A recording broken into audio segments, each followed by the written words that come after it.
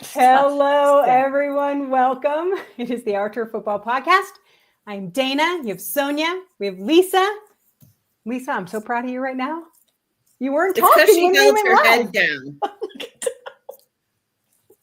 It's true. For any newcomers out there, Lisa has a tendency to be just like chatting away when we go live. So we're very proud of you, sweetheart. All right. Welcome, everyone. This is the Our Turf Football Podcast. Like I said, Dana, Sonia, Lisa. We also, before we get started, we want to thank our sponsor, Donkey's Place Cheesesteaks. This is their 5th year being our sponsor. They are the best cheesesteaks in New Jersey, maybe on the East Coast. Yes, I said it. Sorry, Philly. We'll see how that goes in the comments. But you can find them at 3 locations. They are at Medford, Mount Holly, and Camden, or you can go to goldbelly.com, order them right there. Look up Donkey's Place Cheesesteaks. They'll get sent right to your house. So we are hugely appreciative to them for sponsoring us for so many years now. Okay. Week 1's in the books. Like, it was the longest week 1 ever. I realize now that, we have football Thursday through Monday, right? Right. But to have games every single day, not just Thursday, Sunday, Monday, and that's where the NFL is going. We're just going to end up having more and more Friday games. It's just going to be a lot. So it was a lot to sit down and digest, but I had a good time.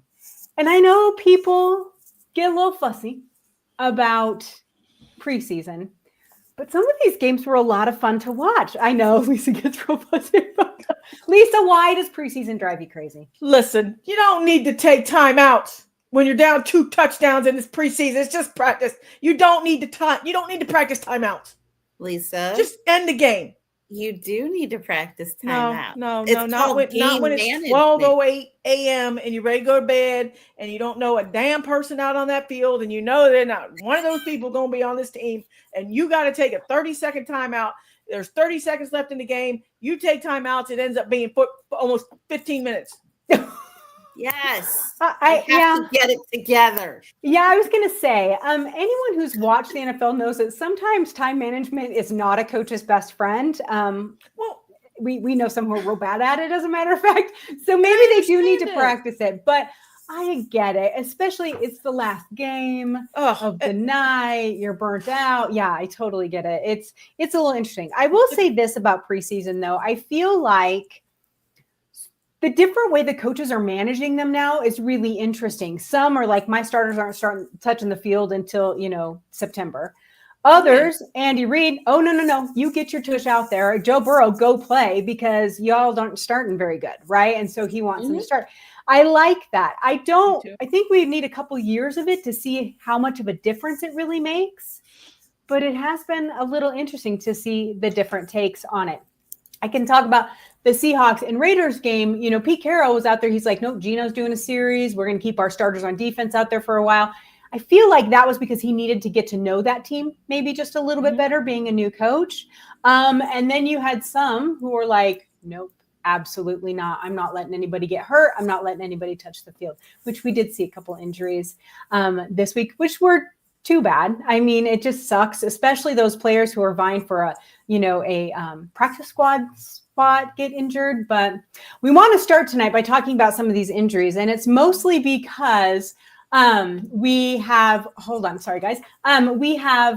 a couple of teams with laundry lists of players on injuries. Let's start with those San Francisco 49ers. I'm telling you right now, I'm on ESPN's injury tracker, and you have to scroll 3 times to get to the end of it. It goes on and on and on. 2 days after they signed Equanimous St. Brown, he went on IR. 2 days after they signed him. I'm not laughing. People think I'm mean, but this whole team is Shanahan all the time, and I always say that. But there's quite a few. There's lots of teams who've had some issues with that. And one of them, Sonia, is your Detroit Lions. Now, it's interesting. We talked all last year about how the injury bug just ate that team alive, especially toward the end of the year. Sadly, it doesn't look like they're getting much better. I will say this. Maurice Norris, who was the player that they stopped the game for that had to go to the hospital. Apparently, he's going to be just fine. He's on the concussion protocol. So wonderful news there. I love that they took extra caution for that, though. I think we've all learned our lesson on that one. But talk to me a little bit about your Lions and this laundry list. It's like I said, it's not quite as long as San Francisco's. No, it's not as long as San Francisco, but it's still long-ish, and it's still slightly concerning. I mean, you're coming into a season where you've got two new coordinators. You've got, Aiden Hutchinson returning great, but it just sucks that you aren't going to be able to get to your potential. Now, could this be something that, we are able to work around, and glad that it's happening now? Right. So that we can figure things out. Yeah, I think that's pretty cool. But at the same time, it's still something that you hate to see, because everybody's going to be like, well, if they didn't have so many injuries, things like that. You don't want to see that keep going. Yeah, you don't want that excuse kind of sort of a thing. Although it's not an excuse, it's very real. I will say a good chunk of this list, though, are players who are on the PUP, which makes me think it carries over from last year. So like you said, that could be a huge of importance come week 6, week 8, when you kind of start to get in the thick of things. Players will be coming back. What's interesting here to me is that there's a couple of players that still are kind of, I hate to say questionable, but like Justin Jefferson for the Vikings, they've just held him out for a hamstring. Is that it? Or they're just like, we are not allowing him to get touched until the season kicks in. Do you know what I mean? Like some of that. I think that is really interesting. There's a couple of players, the Arizona Cardinals, their team has already got a couple of players like Will Hernandez, their guard, out, right? And so he had just signed a 1-year contract. Like, it's just like heartbreaking at this point. I did look at the Buffalo Bills because I felt like I was hearing a lot about injuries on theirs, but really they have no one that's out or on IR. They're all just they're all questionable, which to me means they're just keeping an eye on them. Lisa, when you look at these injuries, I know that, a lot of these can be worked through and that sort of thing. But how much of a disadvantage do you think it gives these young guys who even maybe miss a week of practice from something when they're fighting for these roster spots? Oh, I think it's huge, because regardless, like we complain about preseason, third and fourth quarters they're rough. I mean, there's penalties. Oh my God, it takes forever because the mistakes are happening. These are rookies. They're trying, and we saw a lot of it this weekend. We saw a lot of these guys get penalties. We saw 2 guys get kicked out because, like you said, they're right. How do you get ejected in a preseason game? And and one of the things, like when we go back to Detroit, and I just wanted to say that the Lions linebacker Grant Stewart, who's running his mouth, he needs to get my team's name out of his mouth. No, talking about the Dolphins. I don't know if they're ready for how we practice. It's practice. And they all go back to the old Bill Parcells. Yeah, it's preseason, but it matters. And like you said, it matters to these young guys. Yeah. So when you have little tweaked hammies, man, that's a setback. Yep. Right? It's a setback. And and how long we have been doing this, we know how bad hamstrings can be. They're a pain in the butt because you're full, you guys in medical field, it doesn't take a rocket scientist to figure out just one wrong going, especially wide receivers. When you have to, torque to go different ways, jump up, stretch that muscles, hamstrings can be horrible. And especially if you're a young guy fighting to make a roster, because let's be honest, a lot of these guys make rosters on special teams until they get to know the systems. And now, since we have the new kickoff rule, we're sprinting down. We got to sprint down and make tackles. So, Dana, I think it's a huge impact on the young guys. I do too. And it could be the difference between making the 53 and ending up on the practice squad, or ending up on the practice squad and not on the team at all. And we have to remember that that's how important these are. So Big Red has a question. It says, do they not do overtime in preseason, or is the Oakland-Seattle ending normal? They don't do overtime in preseason anymore. They're like, why bother? It's practice. There were actually 2 ties this weekend. I was about to say, there were 2 ties, right? Yeah, there was. And so I think that's, I think that we, might see more, but that kind of goes back to the practice. how do you practice the overtime? I guess that's just a 2-minute drill and that sort of thing, but it's very interesting. On that note, though, if you are watching over on Facebook, over on Twitter, or on Blue Sky, come over to the YouTube channel. You can join our very chatty chat room. You guys can ask us questions, give us your comments, give us your thoughts, and we will answer them live on the air. All right, so we do have a few comments. Ejection and preseason is crazy stuff. I completely agree, Kristen. How do you get that worked up over practice? Like that's, and it wasn't even that bad. I mean, it wasn't even. It's kind of like the fights that you see between teams preseason, right? It's just you get fired up, you're ready to go. Mm-hmm. It's a little weird, but hey, I can see how it happens. Yeah, for sure. All right, Sue. Hi, Sue. How are you? Wide receiver, linebacker hammies are horrible and could be a game changer for these guys. 100%. Sure. There are definitely certain positions that hurts worse than others, for sure. Sue also says, we love being chatty on here. We love it. One more question about preseason before we move on. Stephen wants to know, how long before you think we have preseason is done away with? Lisa, what do you think about that? I don't think you can, because you've got to get these guys under game type managements. And we just, I think I don't think it will. I think we've already had it scaled down enough to where when we lost that preseason game, you've got 800 guys that are trying to make a team. You've got guys that are, playing their asses off, trying to get, losing that one preseason game was hard. And it's not the same. And the players will tell you, it's not the same hitting each other in practice. It's just when you get into games and you're hitting, like, the Lions talking smack right now, the Dolphins, it's different when you get into it. And look at all the fights we've had at the scrimmages, because a lot of these teams, guys, you got to understand, are scrimmaging with these guys right now. They're up there. They're doing practices with other teams, and then we go into the preseason game. So I don't think we'll ever do away with it. No.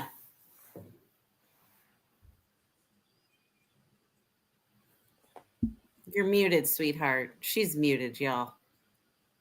She's muted, baby girl. You're muted. Sorry, I took a drink. I forgot to unmute. So Steven did say the next CBA, they will try to scale it down again. And I think he's right. I think they'll go down to 2 games because they're going to add another regular season game is really kind of the object right now. We're going to end up having a Super Bowl in March here if they have anything to do about it.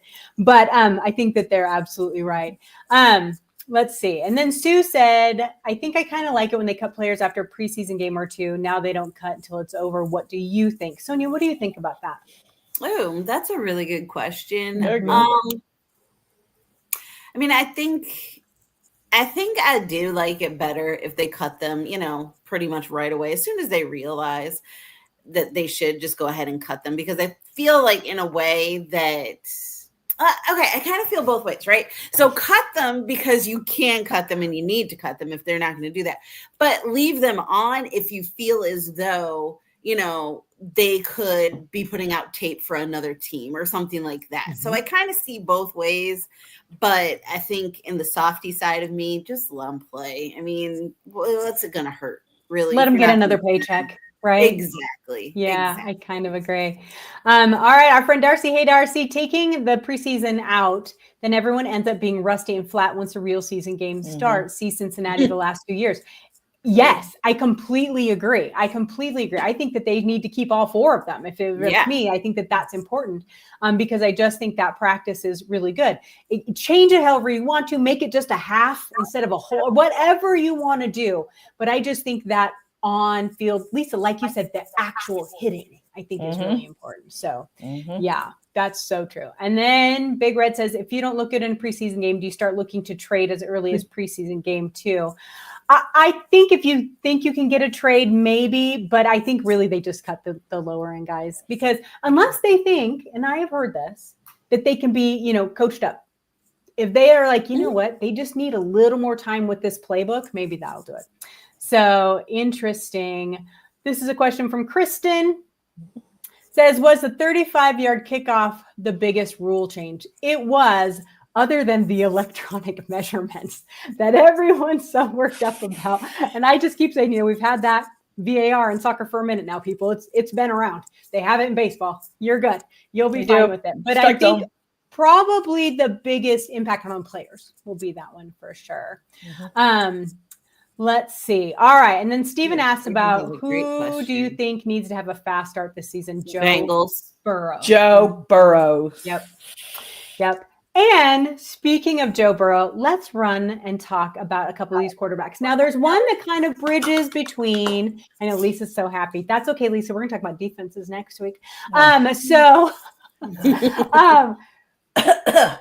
Stafford kind of bridging between the injury conversation and the quarterback conversation. And I want both of your guys' viewpoints on this because I have a couple thoughts on it too. Matt Stafford, Sean McVay just keeps saying he's going to play. He's going to practice this week.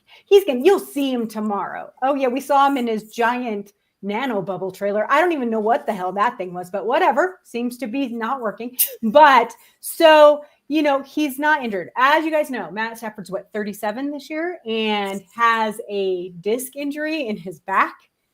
With anyone who knows, once you have that type of injury, it doesn't get better. It only gets worse. You can manage it, but it doesn't get better. So I'm going to split this. Lisa, I want you to talk about, Matt Stafford and the injury and what kind of impact that could have. Then Sonia, I want to talk about Matt Stafford and the credit he gets for not doing very much. Talk to you about that in a second. But all right, Lisa, let's start with you. So looking at this injury, in my opinion, the Rams need to start really training somebody else up. Well, my personal opinion, I think they're perfectly happy with their stable. Jimmy Garoppolo is going to serve the two game suspension. You got Stetson Bennett behind him. Being in neurology for 35 years, like I was, it's scary. It's the Lions are. The Rams are in trouble. I'm gonna tell you right now, they're in trouble. This guy is 37 years old. Okay, you're managing a back injury where a quarterback is going to get hit and hit and hit. My question is, why would you even want to risk that? To me, it's it's kind of scary because it's like at some time in the season, it's going to flare up. You already know it. There's no way this guy's going to go through the season without some type of injury. It's ridiculous for him to even think that he can do this. And to me, it's kind of selfish for the team.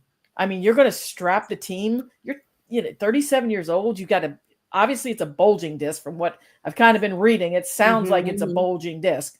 And like you said, they just don't go away. They don't go away. And you're just you're opening yourself up for obviously surgery and down the line if you keep taking hits on this thing like you do. If I'm a Rams fan, I'm seriously worried about the quarterback position right now. I would be too. And this is I was just trying to tease you a little bit, Sonia, but there is something interesting going on when it comes to Matt Stafford. He was going to retire and then changed his mind. We've had that conversation back and forth like a couple of times now. Same time Sean McVay was going to retire and then changed his mind. It was like weird. But what's interesting to me is he is still considered a top 5, top 6 quarterback in this league when he hasn't really, he's played a whole season, I think once or twice in the last few years. He hasn't, he won one playoff game, I think. It's been rough, but he's still considered. This is the same issue I have with Aaron Rodgers. He gets credit currently for stuff he did 10 years ago, and it drives me insane. Peyton Manning got the same thing too. At least Peyton Manning won a Super Bowl at the end of his. So what is it with Matt Stafford? He was your team's quarterback for years. He was beloved in your town. Understandably, he's a great guy.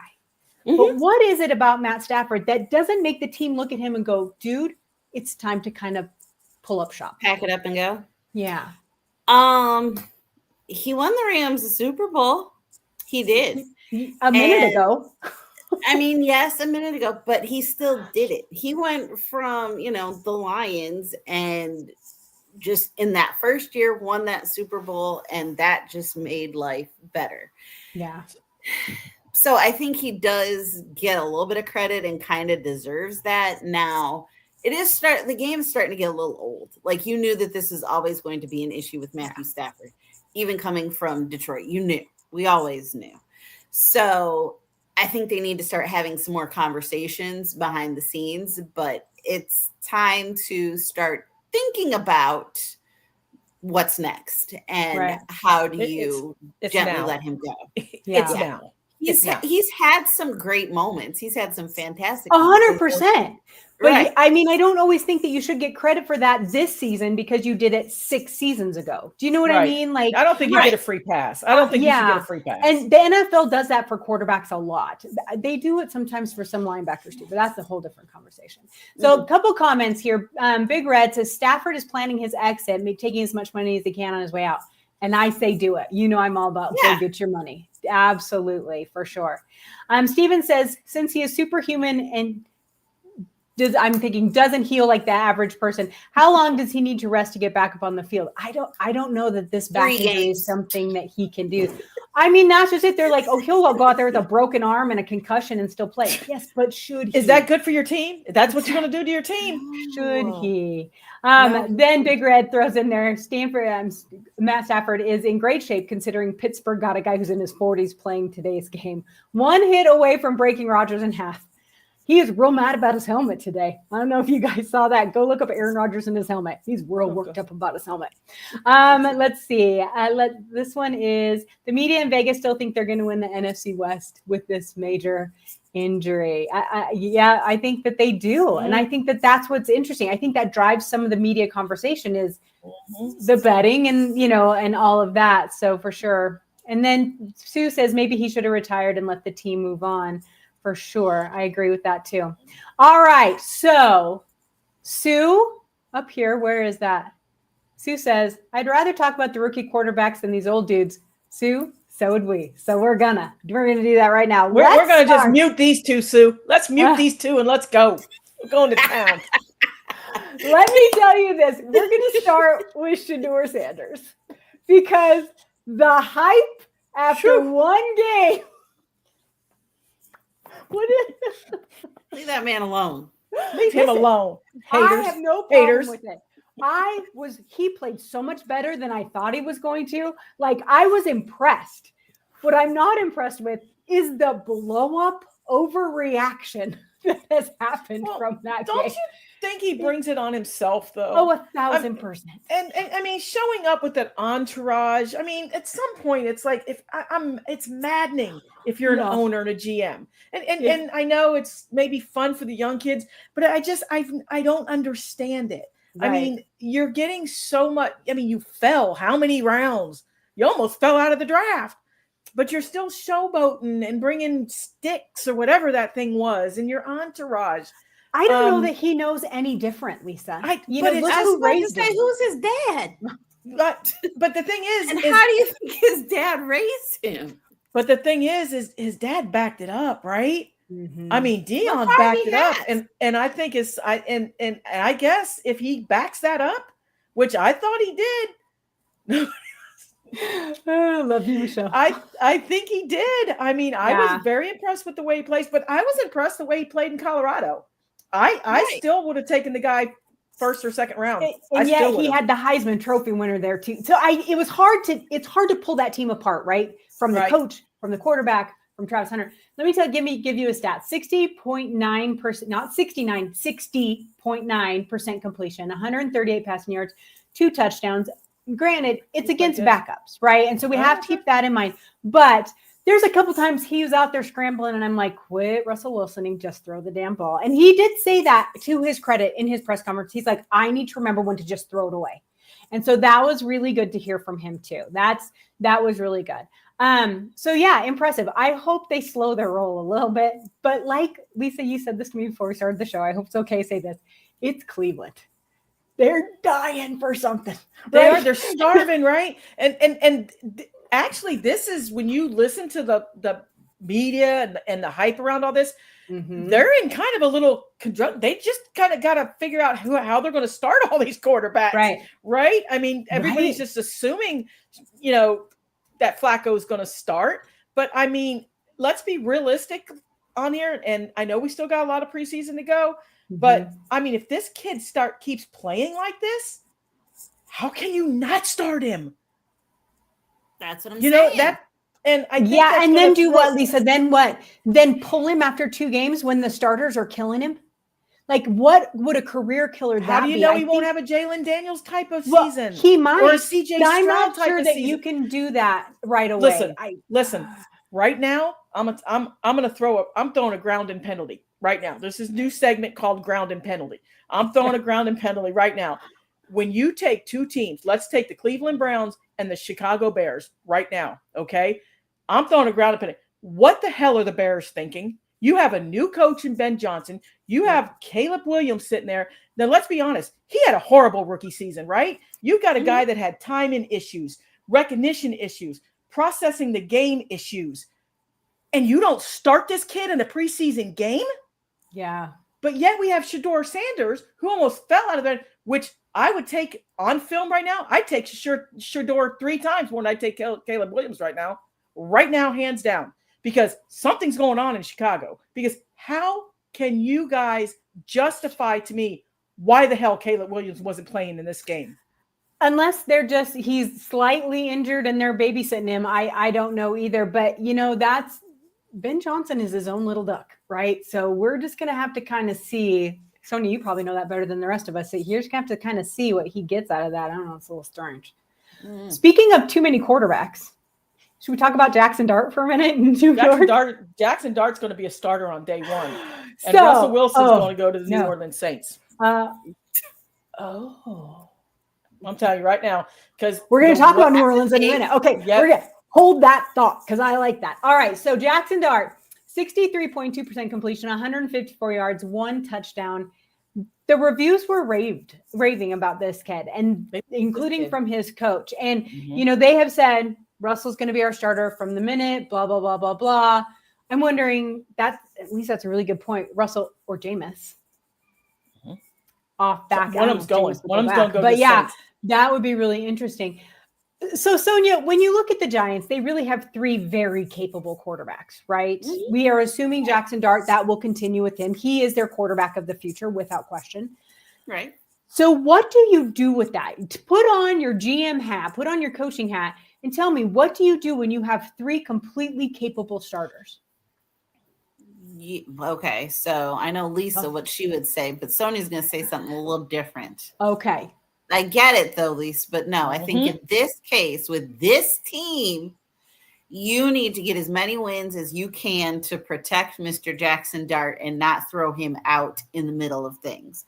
Right. That's what I think. And if you've got somebody like a Russell Wilson who can get you some wins, who's got, Malik Neighbors and some good talent there, I think this year. Yeah.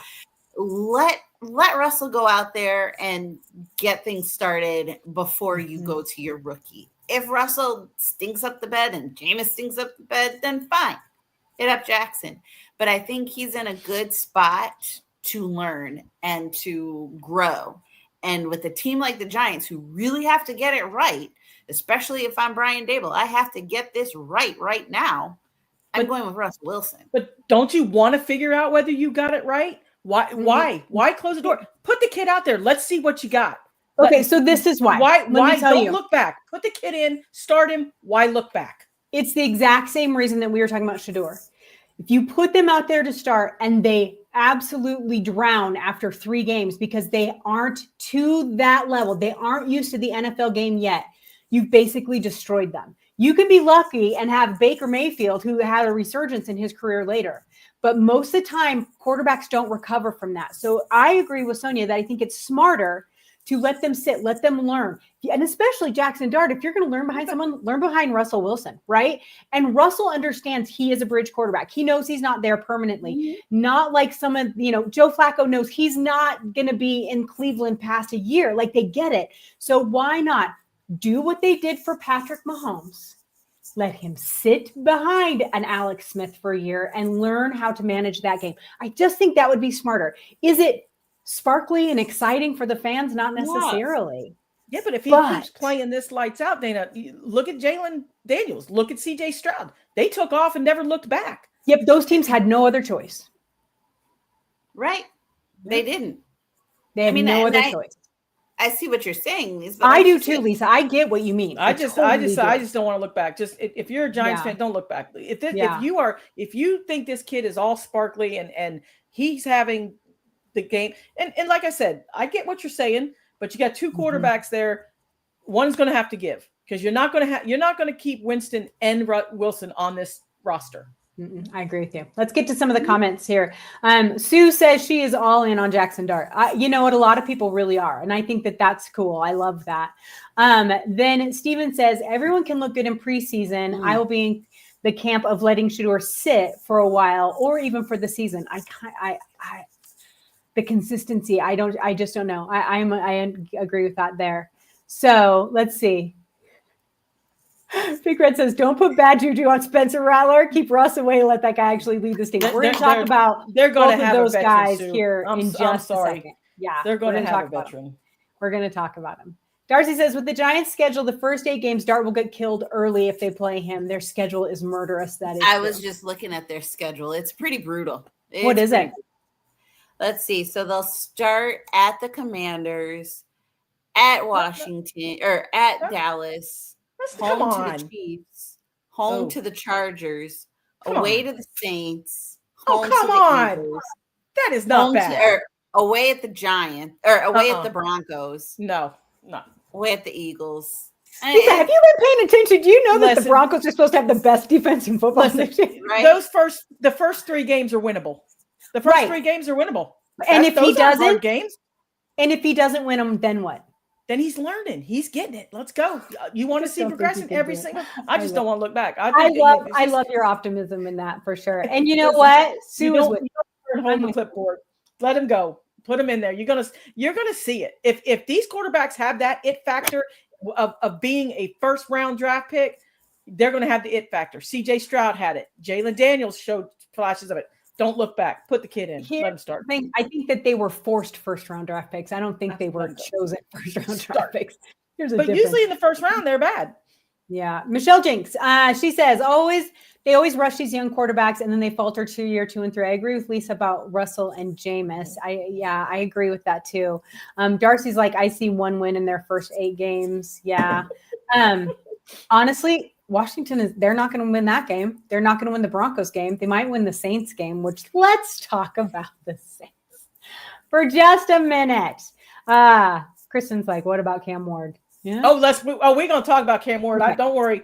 Michelle, right, I've got Michelle's back too. We're going to talk about Mr. Cam Ward. All right. We're going to first talk about the Saints though. I have to admit something. Until I started doing research for this, I didn't realize that the Saints choices for their starting quarterback were Spencer Rattler and Tyler Show. I had no idea. I thought they still had some other vet on there. No, I was like, oh, okay. Well, that's interesting. So let's look up. All right, Spencer. Let's look up Mr. Spencer. We should probably sing the song, but no, we're not going to sing the song. Oh, come on. No. Spencer Rattler. Sorry. He's fun to watch. I'll give you that, but no. Let's see. 63.6% completion, only 53 yards. Now, he did not play for long. That was why. 0 touchdowns. So we have that there for Mr. Spencer Rattler. But now let's look up Tyler Show, because people were a little surprised at what he brought to the table. So we have 68.2% completion, 165 yards, 1 touchdown. Average was 7.5. His long was 54. Had a nice little throw there. That's very good. Tyler Show put on a show, right? And I think that's who they want. I think that's who they want to, but Big Red is not going to be mad at us. Sorry, Big Red. We know you love your Spencer, but I do think of the two of these. I think that it's really interesting. But Lisa, your point about not needing Russell and Jameis is a very good point. If these guys don't figure it out in preseason, right? And you look at it, and you look at the teams like right, and you even look at Cleveland. It's going to be how do we unfold? How do we do you if you see more from Shedeur that you just absolutely are like, look, we're pulling the trigger, or Gabriel? I mean, what are you going to do there? You got Flacco. Maybe you don't start Flacco. Maybe Flacco gets cut. Yeah. But I honestly believe that the Saints are going to have a veteran quarterback. I don't see them starting with this roster. I think they're heavily in on Tyler, and they took him high. They took him high in the draft. They did. So, and I think that showed this weekend with them giving him, which the Chicago Bears should have done, giving him a lot of play. So, like I said, I think they're high on him, but I do expect them to either go after Russell, whatever happens in or Jameson, or possibly whatever that Cleveland thing. Drew Luck. Exactly. There's always options. I mean, teams are always up to that last minute, but they're going to have a veteran on this team. I can't see the Saints going into the season with him. Sonia, what do you think about that?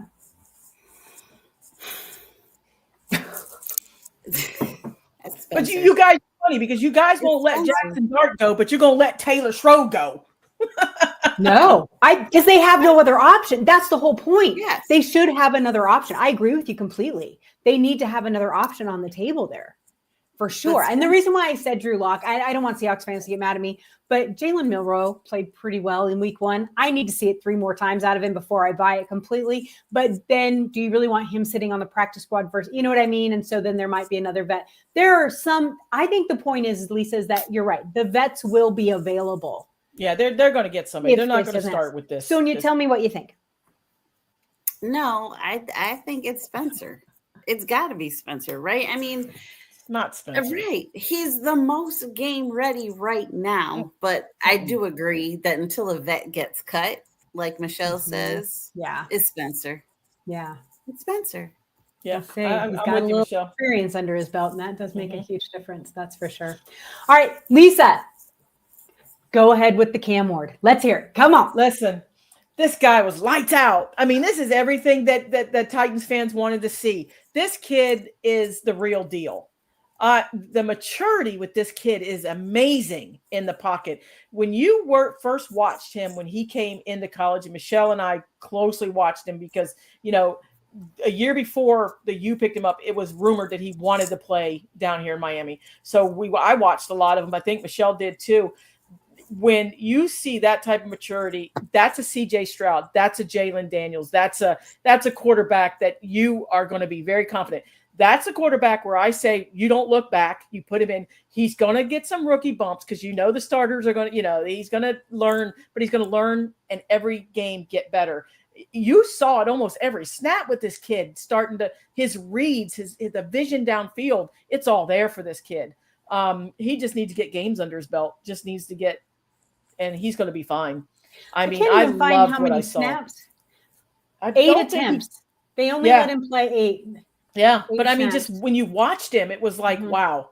This is a kid that gets it. This kid gets it. You know who else gets it? Big Red gets it.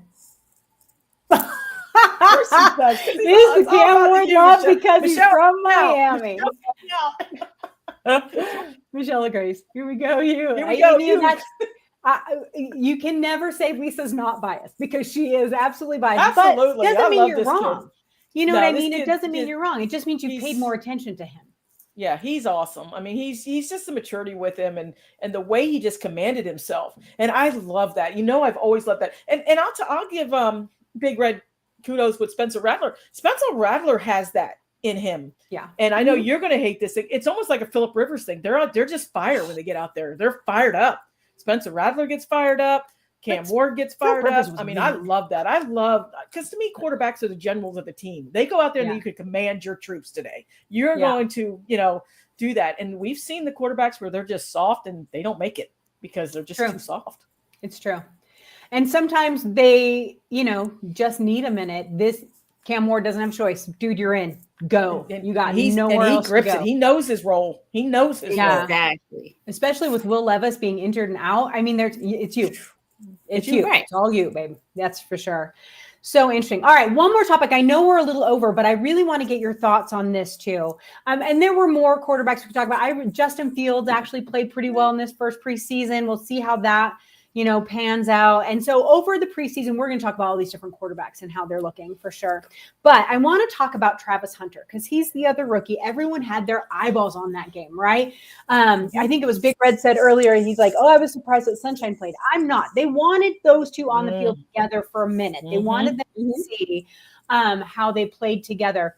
Travis Hunter, so he had 9 yards. He got 9 yards total in his 2 receptions.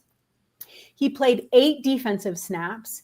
So he didn't play a lot, but I heard so much conflicting conversations about him over this entire weekend. Will they, won't they play him on both sides of the ball? Can he keep that up over any length of time? Sonia, I want to start with you. This is not something we are used to. This is not something that's normal in the NFL. Looking at Travis Hunter and the player that he is, yes, super talented. Is it logical? Is it smart? Is it possible for him to play an entire season on both sides of the ball? Oh, no, I don't think so. I see what they would want to do, but a whole entire season playing both sides of the ball, it's a lot of wear and tear on you, just one side of the ball, right? We talked about hamstrings, and he's primed to get a hamstring injury, right? So, and he's a great kid, a talented child. Give him time. Let him, maybe one season he does wide receiver. Maybe one season he plays DB. That's what I'm saying. Yeah, he doesn't want to, though. He doesn't want to. No, he's hell bent on playing both sides. But you got to calm him down just a little bit, or else he'll burn out. Right? Well, when you look at it and you look at what the Jags are doing, you can almost see it. I personally believe they're just going to have a handful of plays for him on offense. I do. I don't think they're going to use him for long drives because, how many times we got the situation where that's what you want? You want your defense to stay on the sidelines because you want them to rest. Where how many times have we seen 8, 9, 10-minute drives? This kid could be on the field for, let's say, 7-8 minutes of the game. If you get a good offense that methodically runs the ball down, and he's going to be tired. So I personally think they're going to have a small package for him on offense. They're just he's a great decoy, right? You got to know where the kid is at all times. It's a great decoy to put out there. So I personally think they're going to use him. I think they'll be fine with him. I don't think they're going to overuse him. Like everybody's like, oh my God, they're going to kill. No, I think they're going to have a handful of plays for him. I don't think you're going to see him every single series of every down. And I think they'll just kind of gauge where he is after long drives, where, how you feeling. I hope this coaching staff is one of these coaching staffs that takes care of him, because his brain is football. He don't matter if he's tired. He's not going to tell the coaches because he won't go out there. Right. So you're going to have a couple of these coaches, like Sonia said, cool your roll a little bit. I think Niles agrees with me. Well, here's the thing. I think if they're going to let him do it this first year, because he's probably not going to be able to do it again, right? I think you're exactly right. And the logical thing is to have package plays put into place for him, right? Exactly. You know exactly where he's going to do. Problem with that is when he gets on the field, it's 1 of 10 plays, right? And so it does tip off either the offense or the defense at that point, but it doesn't matter. It doesn't mean you still can't use him. So I still think I think that he will play both sides. He's not going to play every snap both sides. That's not I think they'll gear that to him. I think they'll understand the importance of that too. Because that's a lot. Look at these players. We've interviewed players. We've had them on our shows. It says those games they're rough those couple days after. And he's a young kid now, but we're already talking about a couple years down the road. I don't think keep that pace up. But so this is interesting what Sue brings up. If he's a wide receiver, who are you taking wide receiver reps from? And if he's a defensive back, who are you taking reps from? Here's the thing. That's what a lot of the conversation I read was like, well, but if you make him play, or if you let him, who's not getting those reps? Who's not getting that time? And will that cause angst within the team? I don't think so if it's known from the get that that's how it's going to work. But we'll see. That's very interesting. So yeah, I think that it's really interesting. And Kristen asked, what position does he play better? Running back. He doesn't play running back. He's a wide receiver. I think he's a better defensive player, but I do too. That's my opinion, and I love defense. But I think he's I do too. I think he was much better. That's what makes me think they'll just put a handful of packages in on offense for him just to, draw off. And the kid's got great hands too, so I'm sure the plays will be legit for him. But I thought he played defensive back a lot better than he did wide receiver. He's a good wide receiver. He's on the verge of being a great defensive player. And so I think that's where we need to keep that. All right. So there was one question up here. Let me go find it from Big Red, and then we'll wrap up the show. Thoughts on the quarterback situation in Carolina? Bryce Young, he played. The Panthers lost 10-30 to the Browns. Again, Shador, I don't know about that. Anyway, 67.7% completion, 58 passing yards, 1 touchdown, just 6 attempts. I mean, he didn't play a ton, right? No. But he started well. I thought that he looked stronger than I remember him in that. Behind him, you have Andy Dalton, who is a great mentor. I don't know about a backup, maybe 1 or 2 games here and there if you really need him. But, Red Rocket he's who he is, right? And so I think he's a really good mentor and could really, really help Carolina. So it'll be interesting to see kind of what happens there and how that all plays out. But I think a year under his belt, some experience, all of that's going to be good for Bryce Young, because this is what, year 2 or 3 for them? 3, I guess. 3. So hopefully he'll settle in. And if not, then right? You're right. At this point, then for sure. So, all right. That is our show. And we went over. But sometimes the conversations are too good to stop, right? So we will be back again next Tuesday for another edition of Our Turf Football Podcast. We want to, of course, thank our sponsor again, Donkey's Place Cheesesteak. Please check them out on social media and stop by their stores if you can. And next week, week 2 will be in. We'll probably have a better idea of some of these battles that are going on. And I think that it is going to be a lot of fun. So we hope you guys join us again next Tuesday right here on YouTube. Reminder, if you watch over on Twitter or Facebook or Blue Sky, come to YouTube and join our chat. Everyone have a great night. Good night, everybody.